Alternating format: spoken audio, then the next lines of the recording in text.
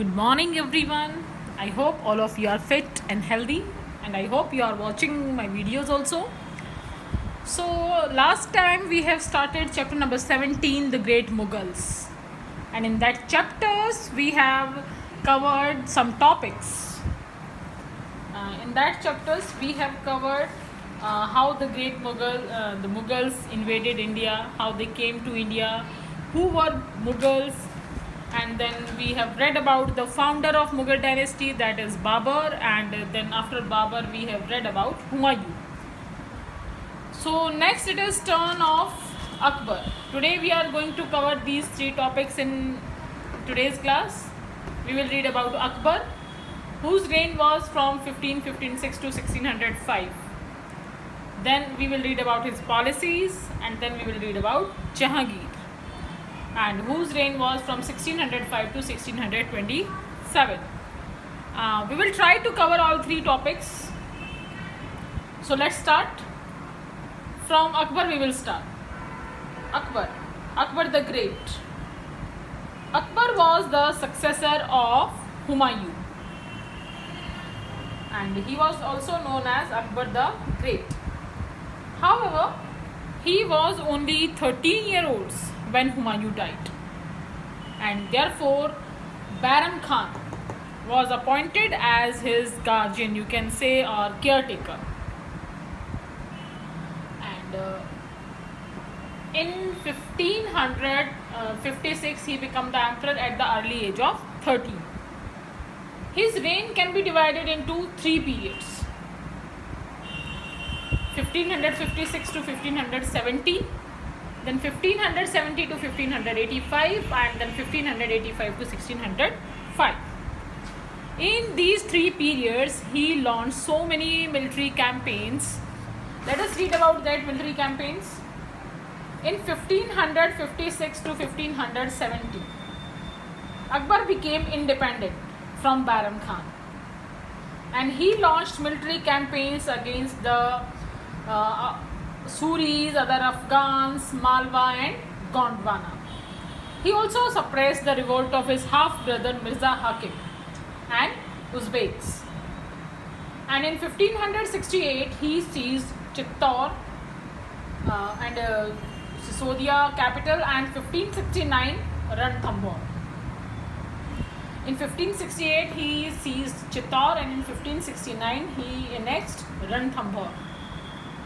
Then in next military campaign, which was from 1570 to 1585, military campaigns in Gujarat, Bihar, Bengal and Orissa were launched, and he annexed that places.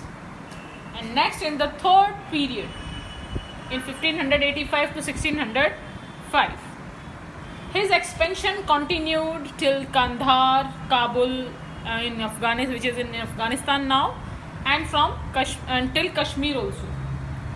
He has annexed all these places. Sorry. Okay. But let us now read about Akbar's policy. These were the military campaigns of Akbar, how he expanded his empire after the death of his father. He ruled over almost Indian subcontinent, complete Indian subcontinent, and till Afghanistan also. So how he ruled over such a large or vast empire? Because of his policies. Let us read about some of his policies. Akbarnama gives a detailed account of Akbar's policies during his reign. Akbar was a liberal-minded, enlightened ruler, and who intended to rule the two religious communities, the majority of that communities, that are Hindus and Muslims, in the new way. He only pampered them and cooperated with both of them, so that the subject of his empire remain happy with him. That was the only way to rule over such a large population, such a large empire. He introduced some policies, and the first was Rajput policy. He annexed so many Rajput countries. He treated the Rajputs with great respect, even after they were defeated by him. He never humiliated them, and they were allowed to rule in their kingdom without any internal interference from the Mughal dynasty. And Akbar also started to make marital relation with the daughters of Rajput. He married the daughter of Raja of Amber, which is now Jaipur, and her name was Jodhabai. And later on, she became the mother of his heir, who was Jahangir. And Rajput जो होते थे सेनापति, उनको भी अकबर ने काफ़ी अच्छी post दी थी अपने एम्पायर में, जैसे कि Raja Man Singh and Raja Birbal. They were treated as the most trusted officials of the Mughal dynasty of the time of Akbar, and who helped him in his conquest. Now, second policy is religious policy.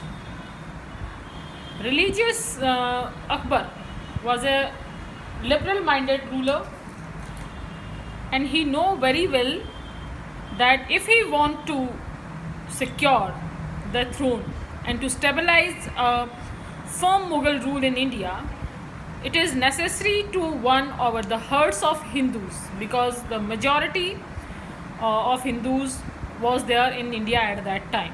The population, most of the population was Hindu at that time in India. So it was must to rule over the heart of that sorry, to rule over the heart of Hindus. So he launched some new policies, like he abolished the tax which was levied on the pilgrims traveling to Hindu shrines, like jizya tax. And then he abolished the practice of enslaving families of prisoners of war. It was a ritual that time that if any king is defeated in any war, if he becomes the war prisoner, then his family will be treated as the slaves. But Akbar abolished this practice. And he also allowed the construction of Hindu temples, and not only allowed, he also provided grants to build that temples. And he practiced many Hindu festivals. In his palace, so many Hindu festivals were celebrated, as his wife Jodhabai was a Hindu. He never forced her to become a Muslim. And he also translated some Hindu holy books into Persian languages. So that was the religious policy followed by Akbar. And Ibadat Khana was also built by Akbar. It was a place of worship, or you can say house of worship. It was a meeting room.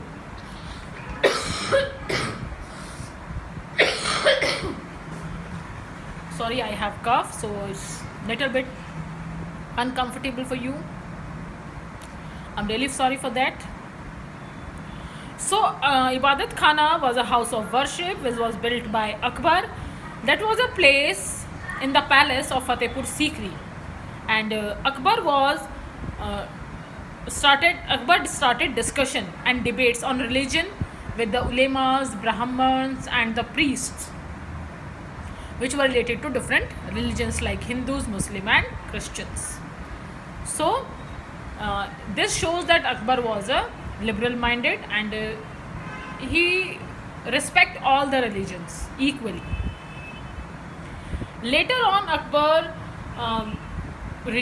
started a new religion that was called Deen-e-Ilahi. Deen-e-Ilahi was eventually a mix-up of all the, you can say, best components of every religion, and then Akbar blended them, and then this new religion became Deen-e-Ilahi. It was not a religion, it was a simple path that emphasized belief in one God, and it also involved the worship of the sun, fire, and moon, and so many natural nature elements.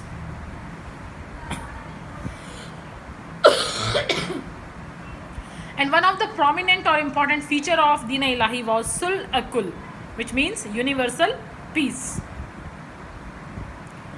And this Deen Ilahi also advocated against the customs of Sati Pratha and animal sacrifices. Actually, it was not a religion, it was a code of moral conduct which tells the people that how to live a better life. It was a new faith. However, it was never accepted by the people outside the court. Including Akbar, I think only 19 other people have faith in this new religion. And with the death of Akbar, this new religion, Deen Ilahi, was faded away. So that's all for today. About Jahangir, we will read in next class. So thank you and have a nice day to you.